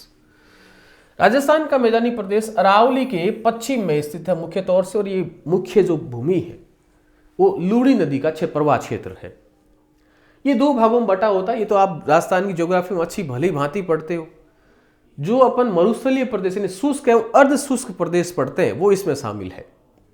तो शुष्क प्रदेश कौन सा होता है? मरुस्थलीय प्रदेश। ये 25 सेंटीमीटर जो समरेखा होती है उसका कौन सा भाग है? पश्चिम का भाग है, और शुष्क जलवायु पाई जाती है। बांगर प्रदेश 25 से 50, जो अरावली के पास वाली जो रेखा है वो 50 सेंटीमीटर है। अरावली के ऊपर से तो कौन सा? 50 सेंटीमीटर रेखा। तो 50 एवं 25 के मध्य का जो क्षेत्र है, यानी अर्ध शुष्क प्रदेश है, वो बांगर प्रदेश है। समवर्षा रेखा के मध्य, यानी 25 से 50 के मध्य होता है ये वाला बांगर वाला प्रदेश। अर्ध शुष्क जलवायु प्रदेश पाया जाता है। ये तो आप राजस्थान जीके में बहुत अच्छे से पढ़ते हो। दूसरा आता है साहब सतलज या पंजाब का मैदान। पंजाब 5 आबों का क्षेत्र, पंजाब 5 आबों का क्षेत्र पंजाब। बड़े ध्यान से समझिएगा, यहां से प्रश्न बन सकता है। देखो, रावी, सतलज और व्यास नदियों से निर्मित वाला क्षेत्र होता है पंजाब। अब 2 आब क्या होता है? 2 आब यानी 2 नदियों के बीच का जो उपजाऊ क्षेत्र होता है उसे बोलते हैं दोआब। ठीक है। और 5 दोआब का क्षेत्र, ऐसे ही तो तभी तो नाम पड़ा पंजाब। अभी दोआब कौन कौन से?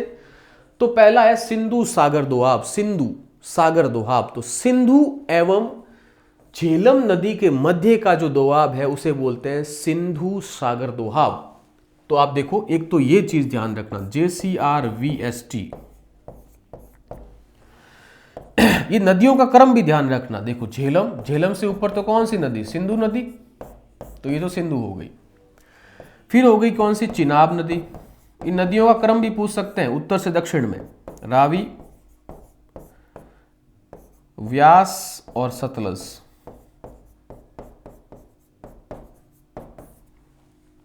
तो JCRVST। अब इनके मध्य कौन कौन से दोआब है उसके आधार पर इनका नाम बांटा गया। तो आप मुझे एक चीज बताओ, सिंधु और झेलम के मध्य का दोआब क्या कहते हैं? सिंधु सागर जोन। कौन सा कहते हैं साहब? सिंधु सागर दोआब। चिनाब और झेलम के मध्य का क्षेत्र चाज दोआब। फिर कहते हैं चिनाब और रावी के मध्य रसना। व्यास और रावी के मध्य बारी। व से व्यास और री का मतलब रावी। व्यास और सतलज के मध्य होता बिस्त। व्यास और सतलज बिस्त। तो ये आप क्रम ध्यान रखना। और दोआबों के बारे में, सतलज और झेलम के मध्य सिंधु सागर, झेलम से चिनाब के मध्य चाज, रसना होता है चिनाब और रावी के मध्य, रावी व्यास के मध्य बारी और व्यास और सतलज के मध्य बिस्त। तो ये क्रम भी आप थोड़ा सा ध्यान रखिएगा, एग्जाम की दृष्टि से बहुत महत्वपूर्ण टॉपिक है ये। देखो, सिंधु सागर दोआब सिंधु एवं झेलम के मध्य, चाज दोआब झेलम और चिनाब के मध्य, झेलम और चिनाब के मध्य कौन सा? चाज। रसना रावी एवं चिनाब के मध्य, रावी और चिनाब के मध्य कौन सा हो गया? रसना। बारी व्यास एवं रावी के मध्य, व्यास एवं रावी के मध्य बारी, और व्यास और सतलज के मध्य बिस्त। अब एक बार मालवा का पठार तो सबको पता है ना, कि एमपी के क्षेत्र में साहब लावा वाला पठार है, दरारी उद्गम का भाग है। एक प्रश्न कई बार पूछते हैं, मालवा का मैदान कहां है? अब वहां टाइट होती है हवा अपने। मालवा का मैदान अपन तो वहीं करके आएंगे जहां अपन मालवा का पठार पढ़ते हैं।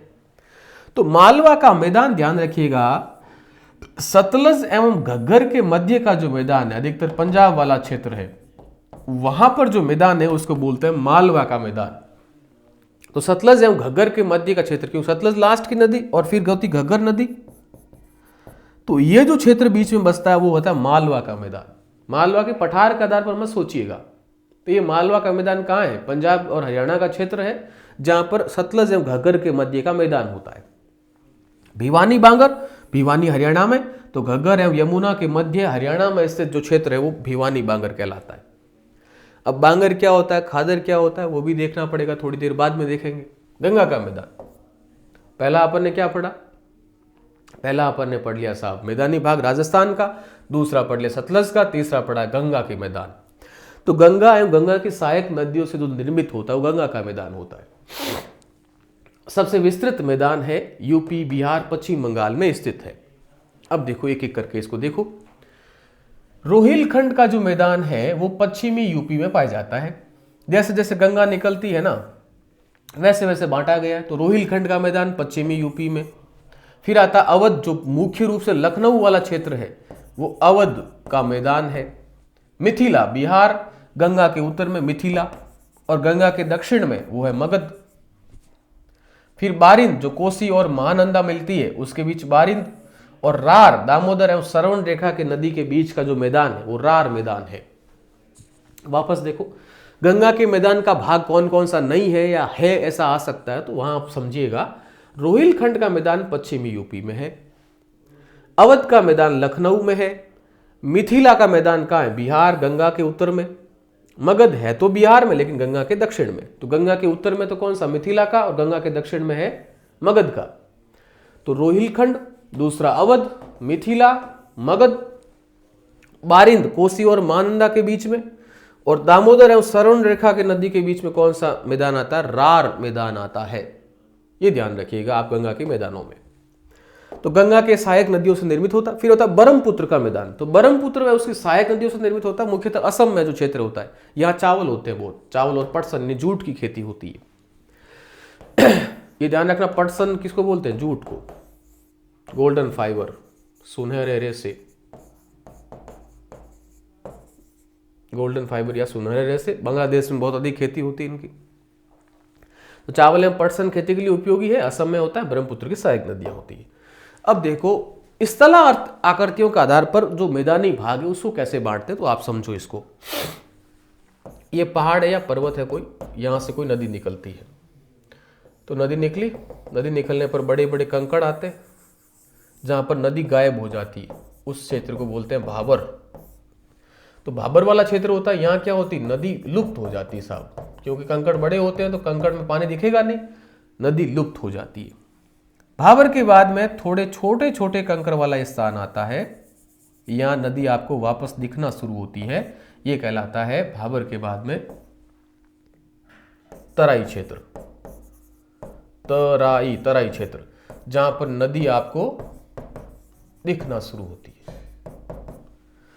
फिर जैसे जैसे आप आगे बढ़ोगे तो नदी आगे बढ़ेगी, तो एक तो क्या होगा, पुराना क्षेत्र निर्मित करेगी और एक नवीन क्षेत्र निर्मित करेगी। तो नदी के आसपास का जो नवीन क्षेत्र है उसको तो क्या बोलते हैं? खादर। और नदी के जो दूर क्षेत्र, जो पुराना क्षेत्र है, जो नदी साल भर में कभी जब ज्यादा बहाव आता है तब निर्मित होता है, उसे बोलते हैं बांगर। और नदी जब ठेठ आगे पहुंच जाती है और यहां जब किसी में मिलती है, सागर में मिलती है, तो दो चीजें निर्मित कर सकती है, या तो एछुरी या ज्वार नदमुख, और दूसरा निर्मित कर सकती है डेल्टा। तो ज्वार नदमुख तो कौन सी नदियां निर्मित करती है? जो पश्चिमी भारत की नदियां हैं वो ज्वार नदमुख, क्योंकि संकड़े संकड़े रास्ते से चलती है तो घाटियों का निर्मित करती हुई जाती है, ज्वार नदमुख का निर्माण करती है। जबकि डेल्टा का निर्माण करती है जो पूरी भारत की नदियां, गंगा हुई, सुंदरवन डेल्टा आपने सुना होगा, तो ये डेल्टा का निर्माण करती है। इस डेल्टा में भी दो भाग होते हैं, एक तो होती है चार और दूसरा होता है बील। चार और बील। जब डेल्टा का निर्माण होता है इस प्रकार से, तो डेल्टा में कुछ भाग ऊपर उठान मारते हैं या ऊपर उठे हुए होते हैं, उन्हें बोलते हैं चार। और ऊपर उठने के बाद में कुछ इनके आसपास पानी वाला क्षेत्र निर्मित होता है, उसे बोलते हैं बील। ये डेल्टा का भाग होता है। तो ये क्रम ध्यान रखना, कौन सा? सबसे पहले भाबर, तराई, बांगर, खादर और डेल्टा। तो नदी जब भी पर्वत से निकलती, बड़े बड़े कंकड़ होते हैं, जहां पर नदी दिखना बंद हो जाती भाबर कहलाता है। छोटे बजरी समान संरचना आती, जहां पर नदी दिखना शुरू होती उसे तराई बोलते हैं। नदी दिखना शुरू होती है और उसके बाद में बोलते हैं क्या? पुराने जो जलोढ़ मैदान है, पुराने जलोढ़ मैदान, उन्हें तो क्या बोलते हैं? बांगर। और नवीन जलोढ़ मैदान उन्हें बोलते हैं खादर। ये थोड़ी सी बातें आप ध्यान रखना। फिर चार और बील का प्रदेश डेल्टा वाले भाग में, क्योंकि नदी जब गिरती है डेल्टा बनाएगी या ज्वार नदमुख बनाएगी या एछुरी बनाएगी। तो ये मोटे तौर से आप ये फैक्ट्स ध्यान रखना। अब अपन चित्र में देखते हैं, देखो हिमालय है या फिर कोई भी पर्वत है जहां से नदी निकलती है। नदी निकलने के बाद में आगे बढ़ती तो बड़े बड़े कंकड़ आते हैं, ये क्षेत्र कहलाता है भाबर। कौन सा क्षेत्र कहलाता है? भाबर। फिर आगे जब नदी दिखना शुरू होती है उसको बोलते हैं तराई। कौन सा क्षेत्र कहते हैं? तराई। तराई के बाद में जो पुराने मैदान बनते हैं उनको तो क्या बोलते हैं साहब? बांगर। और जो नवीन मैदान बनते हैं उन्हें बोलते हैं खादर। फिर यदि नदी जो आगे मिलती है तो डेल्टा का निर्माण भी करती है, जिसमें चार और बील नामक क्षेत्र निर्माण करते हैं। इसे आपको मैंने यहां पर बताया था।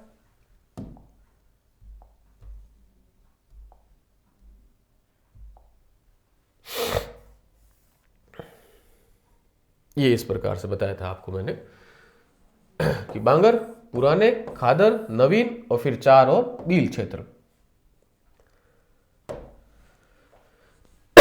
बांगर पुराने, खादर नवीन जलोढ़ अवसाद। फिर डेल्टा की बात करते हैं तो डेल्टा, चार और बील प्रदेश। अब देखो भूड़ किसे कहते हैं? कुछ बांगड़ मैदान ऐसे होते हैं जो कंकड़ युक्त होते हैं, उन कंकड़ युक्त मैदानों को बोलते हैं भूड़। और एक होता है बेट। बेट बोलते हैं पंजाब में जो खादर के मैदान है, पंजाब में जो खादर के मैदान है, नवीन जलोढ़ मैदान है, उन्हें बोलते हैं बैठ। तो ये मोटे तौर से मैदानी भागों के बारे में ध्यान रखना। अब अपन अगला पढ़ते हैं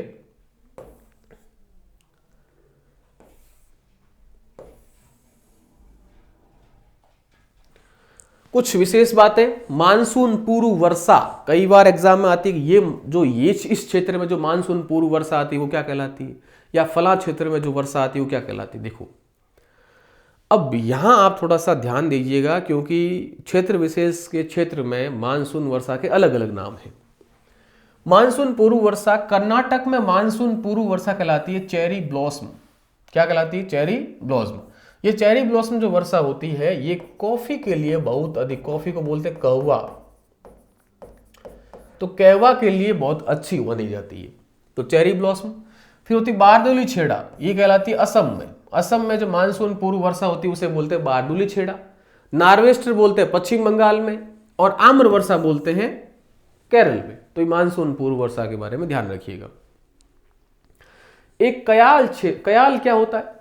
तो जब आप केरल के आसपास मलाबार का जो तट है वहां पर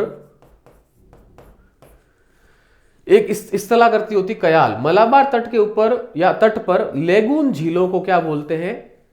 कयाल कहते हैं। यानी झीलें होती है मलाबार तट पर उनको बोलते हैं लेगून झीलों को कयाल कहते हैं। ये लेगून झीलें कौन कौन सी, जैसे वेम्बनाड, अस्ट्रामुडई, पुनामादा। पुनामादा झील में ही कौन सी होती, नेहरू ट्रॉफी नौका दौड़, ये भी ध्यान रखिएगा। जो ट्रॉफी होती है नौका दौड़ वाली वो किस में होती है, पुनामादा झील में होती है, जो केरल में स्थित है। और ये किस प्रकार की, लेगून झील है। और लेगून झीलों को और क्या बोलते हैं, कयाल कहते हैं। पुलिकट झील कहाँ है, तो आंध्र प्रदेश में। कौन सी झील है, पुलिकट झील है। और पुलिकट झील के निकट ये क्या, सतीश धवन अंतरिक्ष केंद्र है। सतीश धवन अंतरिक्ष केंद्र है। और इस पुलिकट झील के किनारे से कोई उपग्रह होगा उसको प्रक्षेपण किया जाता है। तो पुलिकट झील एक लेगून झील है जो आंध्र प्रदेश में पाई जाती है, यानी आंध्र तट पर पाई जाती है। तमिलनाडु मैदान, चावल का कटोरा यानी धान का कटोरा कहते हैं इसको, खाद्यान्न का कटोरा कहते हैं, क्योंकि यहाँ कावेरी नदी से निर्मित चावल की खेती बहुत अधिक होती है। तो तमिलनाडु मैदान को क्या बोलते हैं भाई, खाद्यान्न का कटोरा कहते हैं। अब कुछ तटीय मैदान देख लो, तो प्रायद्वीपीय पठारी क्षेत्र। अब अपन देखते हैं, देखो सबसे पहले हिमालय हो गया यानी पर्वतीय प्रदेश हो गया, मैदानी हो गया। अब जो बीच में बसता है वो कौन सा क्षेत्र आता है, प्रायद्वीपीय पठारी भाग। प्रायद्वीपीय पठारी भाग को आप यहाँ डायग्राम से देखिए, ये जो पूरा भाग है ये प्रायद्वीपीय पठारी भाग है। और तो सबसे बड़ा भाग भी है, सबसे पुराना भाग भी है, सबसे बड़ा भाग भी है। कौन सा, प्रायद्वीपीय भाग। तो प्रायद्वीपीय भाग में आप देखिए कौन कौन सी अपन बातें पढ़ेंगे। तो गोंडवाना लैंड से निर्मित है, क्योंकि दो प्रकार की थी, एक तो क्या थी, अंगारा लैंड, दूसरी थी गोंडवाना लैंड। तो गोंडवाना लैंड का जो भाग है वो प्रायद्वीपीय पठारी भाग है। सबसे पुराना और सबसे बड़ा भौतिक प्रदेश है, सबसे अधिक खनिज संपन्न प्रदेश कहलाता है। खनिज यहाँ सर्वाधिक पाए जाते हैं। प्रायद्वीपीय पठारी में अपन कौन कौन से पठार पढ़ेंगे, तो मेवाड़ का पठार, मध्य भारत का पठार, बुंदेलखंड का पठार, मालवा का पठार, बघेलखंड का पठार, अपन दंडकारण्य पढ़ेंगे, अपन मेघालय का पठार पढ़ेंगे, करबी ओंगलोंग का पठार पढ़ेंगे, दक्कन का पठार पढ़ेंगे। तो ये सारे के सारे पठार अपन इसमें पढ़ेंगे। तो मेवाड़, मध्य भारत, बुंदेलखंड, मालवा, बघेलखंड, दंडकारण्य, फिर अपन कह सकते हैं छोटा नागपुर का, मेघालय का पठार, करबी ओंगलोंग का पठार, दक्कन का पठार, ये सारे अपन पढ़ेंगे। एक एक करके देखते हैं। देखो एक आपसे पूछ ले, मध्यवर्ती उच्च प्रदेश कौन सा क्षेत्र है, तो ये चार पठार मिलकर बनाते हैं मध्यवर्ती उच्च प्रदेश, जिसमें मेवाड़, मध्य भारत, बुंदेलखंड और मालवा का पठार आता है। मेवाड़ का पठार कहाँ है, अरावली के पूर्व में। अरावली है, इसके पूर्व का जो पठार है वो कहलाता है, बनास जब नदी बहती है वो कहलाता है अरावली। क्या, अरावली के पूर्व का पठार कहलाता है मेवाड़ का पठार। दूसरा मध्य भारत का पठार, एमपी में होता है, और चंबल जहां से नदी चलती है तो वो होता है मध्य भारत का पठार। बुंदेलखंड का पठार यूपी और एमपी के मध्य का क्षेत्र है। कैन और बेतवा नदी चलती है, यमुना की सहायक नदियां हैं कैन और बेतवा, ये नदियां चलती है बुंदेलखंड के पठारों से। मालवा का पठार एमपी में स्थित है, ये त्रिभुजाकार पठार है साहब, ध्यान रखना। और ये जो ज्वालामुखी का जैसे ही लावा निकला, तो ये लावा निकला दरारी उद्गम से, ये कई बार एग्जाम आ चुका, दरारी उद्गम से निर्मित पठार मालवा का पठार। अब जब वो जो लावा से मिट्टी निकली, मिट्टी कैसी थी, काली थी। और इस काली मिट्टी का काम क्या था कि जो कपास उत्पादन क्षेत्र में बहुत महत्वपूर्ण भूमिका निभाती है। तो लावा मतलब त्रिभुजाकार है, लावा परत, लावा निर्मित मतलब लावा से निर्मित हुआ है, दरारी उद्गर का भाग है। बघेलखंड एमपी छत्तीसगढ़ के मध्य, कैमूर पहाड़ियों के उत्तर पूर्व में जो स्थित है। कैमूर पहाड़ियां क्या है अभी पढ़ेंगे। दंडकारण्य छत्तीसगढ़ और उड़ीसा के मध्य, छत्तीसगढ़ उड़ीसा के सीमावर्ती क्षेत्र में। छत्तीसगढ़ में इसे बोलते हैं बस्तर का पठार। जो दंडकारण्य है छत्तीसगढ़ में क्या बोलते हैं, बस्तर का पठार। उड़ीसा में इसको बोलते हैं हांडी, काला हांडी का पठार। दंडकारण्य पठार उड़ीसा छत्तीसगढ़ में है, छत्तीसगढ़ में बस्तर का पठार कहते हैं, उड़ीसा में इसको काला हांडी का पठार कहते हैं।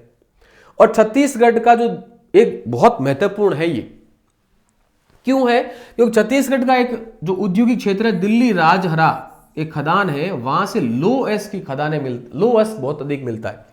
तो छत्तीसगढ़ की दिल्ली राजहरा जो खदान है लो एस की, वो दंडकारण्य पठार का ही भाग है। फिर उड़ीसा में जो बॉक्साइट मिलता है, कालाहांडी, कोरापुट, बोलनगिरी, ये जो खदानों का नाम आप देखते हो एग्जाम में सीधा आता कई बार कि ये खदानें किस अयस्क को निकालती है, किस धातु को निकालती है। तो बॉक्साइट जो एल्यूमिनियम का अयस्क है, उसको निकालती है। तो कालाहांडी, कोरापुट और बोलनगिरी उड़ीसा में है, तो दंडकारण्य पठार का भाग है। छत्तीसगढ़ की जो दिल्ली राजहरा लो एस की खदान है वो भी इस पठार का भाग है। दंडकारण्य बहुत इंपॉर्टेंट है, मालवा इंपॉर्टेंट है। दंडकारण्य क्यों इंपॉर्टेंट है? क्योंकि छत्तीसगढ़ में से बस्तर, कालाहांडी का पठार उड़ीसा में कहते हैं, और छत्तीसगढ़ की जो खदानें हैं दिल्ली राजहरा जो लोहे के लिए, और उड़ीसा में बॉक्साइट्स, इस दंडकारण्य पठार में पाई जाती है। छोटा नागपुर का पठार छोटा नागपुर का पठार, नागपुर आप जो सोचते होंगे महाराष्ट्र में होगा, लेकिन छोटा नागपुर का जो पठार है वो कहाँ है? झारखंड में स्थित है। झारखंड के आसपास के क्षेत्रों में है। लो एस कोयला के भंडार पाए जाते हैं। छोटा नागपुर का ही भाग है कौन सा? मेघालय का पठार। तो छोटा नागपुर का ही भाग है जो कि इसमें मालदा भ्रंश, इसमें जो छोटा नागपुर का पठार बीच में आती मालदा भ्रंश, और ये मालदा भ्रंश को ही बोलते हैं राजमहल गारो गैप, राजमहल गारो गैप। फिर मेघालय का पठार शुरू होता है। तो छोटा नागपुर से अलग होता है किसके कारण? मालदा भ्रंश या राजमहल गारो गैप के कारण। गारो खासी जयंतिया पहाड़ियां इसमें पाई जाती है। ये गारो खासी जयंतिया आपने सुना होगा, जनजातियां भी है। तो गारो खासी जयंतिया 3 पहाड़ियां हैं। गारो खासी जयंतिया की खास बात क्या है कि जो खासी पहाड़ी है उस खासी पहाड़ियों पर चेरापूंजी और मानसिंह राम 2 जगह है। चेरापूंजी और मानसिंह राम, जहां पर सर्वाधिक वर्षा होती है। तो मानसिंह राम जो सर्वाधिक वर्षा वाला, औसत वर्षा वाला क्षेत्र है वो खासी पहाड़ियों में पाया जाता है। तो गारो खासी जयंतिया पहाड़ियां स्थित है। खासी पर चेरापूंजी और मानसिंह राम स्थित है। मानसिंह राम सर्वाधिक औसत वर्षा वाला क्षेत्र है।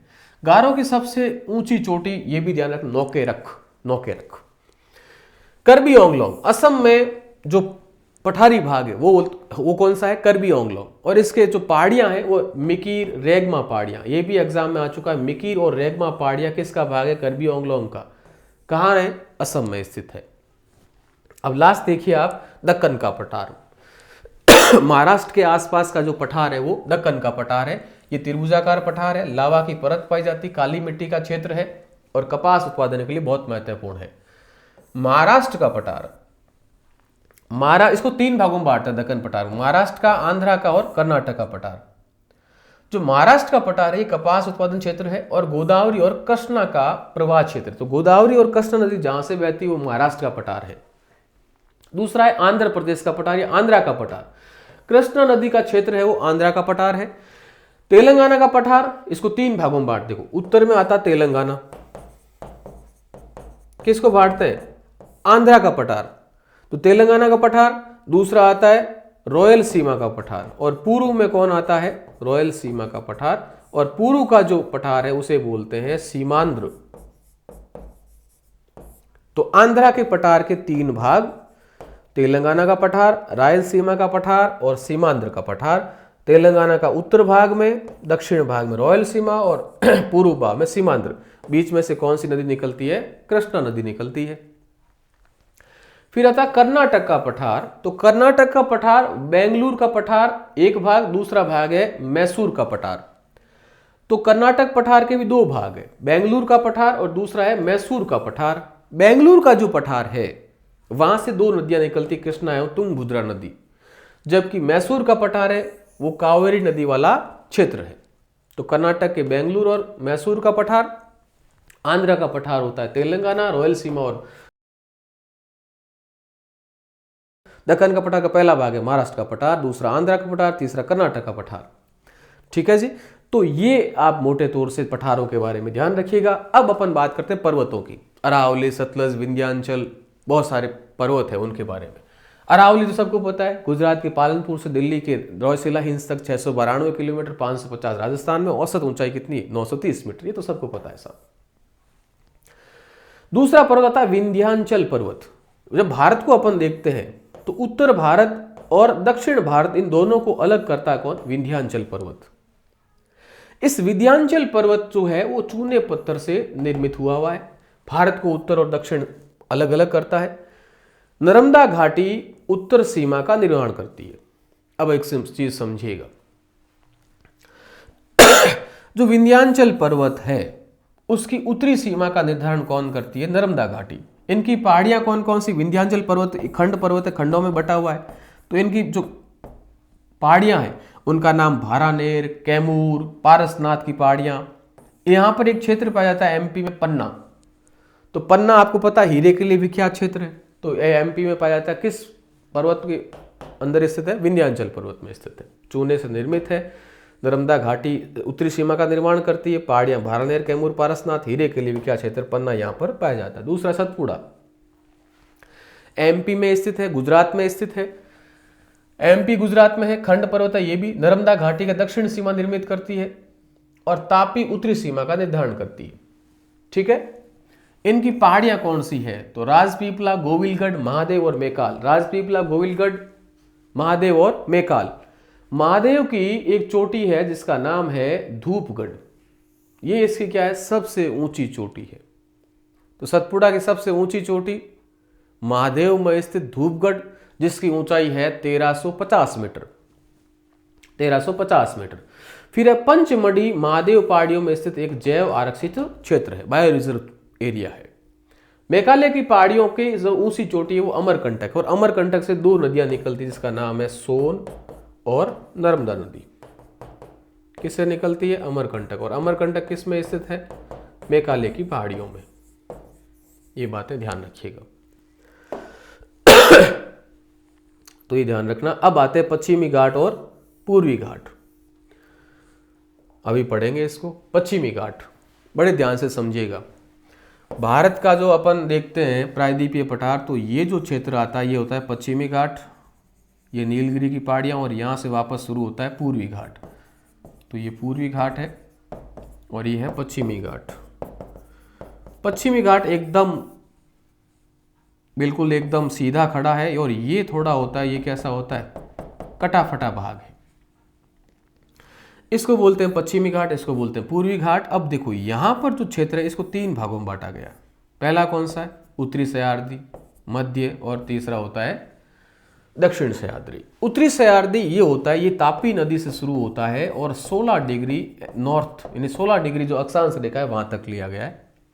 फिर 16 डिग्री से लगाकर जो नीलगिरी की पहाड़ियां हैं उसे बोलते हैं मध्य सह्याद्री, गोवा कर्नाटक में स्थित है। और उसके बाद में आता है दक्षिण सह्याद्री, जिसमें अपन कई पहाड़ियों को पढ़ेंगे।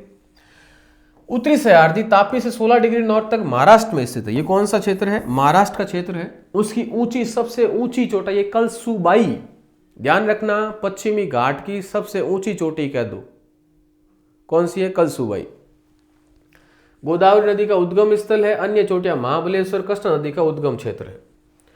मध्य सह्याद्री कर्नाटक का क्षेत्र है, मुख्य तौर से गोवा कर्नाटक का। 16 डिग्री नॉर्थ से नीलगिरी पहाड़ी तक। इसकी ऊंची चोटी कौन सी? कद्रेमुख।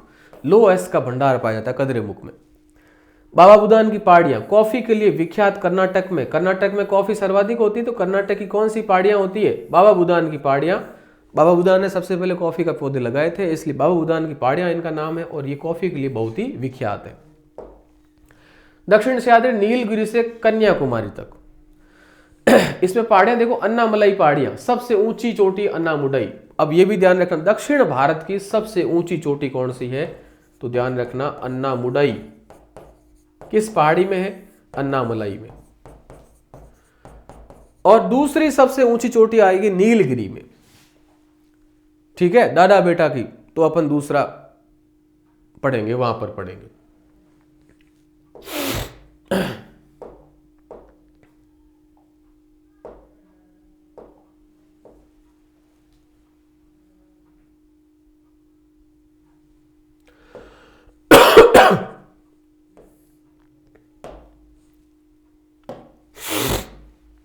तो दक्षिण भारत की सबसे ऊंची चोटी अन्नामुडई होगी। अब देखो ये क्या होगी? दक्षिण भारत की सबसे ऊंची चोटी, इसकी ऊंचाई भी ध्यान रखना 2695 मीटर ऊंची है। फिर दूसरी है इलायची की पहाड़ियां या कार्डेमम की पहाड़ियां। इसे इलायची की पहाड़ियां भी कहते हैं। और इसकी सबसे ऊंची चोटी कौन सी है? अगस्तामलाई। कौन सी है? अगस्तामलाई। यह भी कैसा एक बायो रिजर्व क्षेत्र है। तीसरी आती पलानी की पहाड़ियां, तमिलनाडु में स्थित है। और कोडाई कैनाल, यहां पर एक हिल स्टेशन पर्यटन क्षेत्र आता है कोडाई कैनाल। तो ये हो गया मध्य सह्याद्री। अब अपन बात करते हैं पश्चिमी घाट के दर्रे।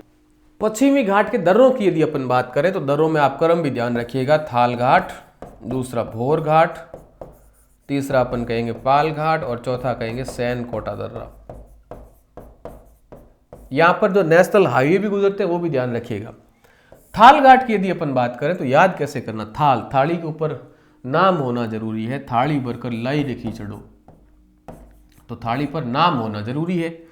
भौर, भौर हो गई, सुबह हो गई, तो भौर होने पर आपको सबको माप लेना चाहिए कि साहब कल कितनी गर्मी थी, आज कितनी गर्मी है, आज कितना क्या है, तो सुबह सुबह माप लेना आवश्यक है, तो माप। पाल, पाक चीज होने जरूरी, पाक, पाक मतलब शुद्ध एकदम अच्छी चीज होनी जरूरी, तो पाक, क शब्द से शुरू होंगे। सैन कोटा, टीएम, तमिलनाडु के आसपास का क्षेत्र, केरल के आसपास का क्षेत्र। तो थाल घाट, थाली, थाली के ऊपर नाम, नासिक और मुंबई के बीच का जो है वो कहलाता है थाल घाट, NH3, नेशनल हाईवे 3। भोर घाट, भोर में माप होना चाहिए, माप इन मुंबई और पुणे। पाल घाट, पाक, कोचीज टू कोयम्बटूर, NH47, NH47। सैन कोटा, तिरुवनंतपुरम से मदुरई के बीच में, NH49। ये चीजें आप घाटों के बारे में भी ध्यान रखिएगा। तो देखो ये पश्चिमी घाट था, इसकी सबसे ऊंची चोटी कलसूबाई। फिर अपन नीलगिरी की बात करी, जो सबसे ऊंची चोटी डाडा बेटा, अभी बात करेंगे इसके बारे में। और अन्नामुडई, दक्षिण भारत की सबसे ऊंची चोटी। पूर्वी घाट की बात करेंगे तो ये जो महानदी है, महानदी से लगाकर नीलगिरी की पहाड़ियों तक पूर्वी घाट है, 900 मीटर इसकी ऊंचाई कम है, जबकि उसकी 1200 मीटर थी, किसकी, पश्चिमी घाट की। इसकी ऊंची चोटी कौन सी है, अरामाकोंडा। महेंद्रगिरी सेकंड नंबर पे है, उससे पहले अरामाकोंडा 1680 मीटर। ठीक है।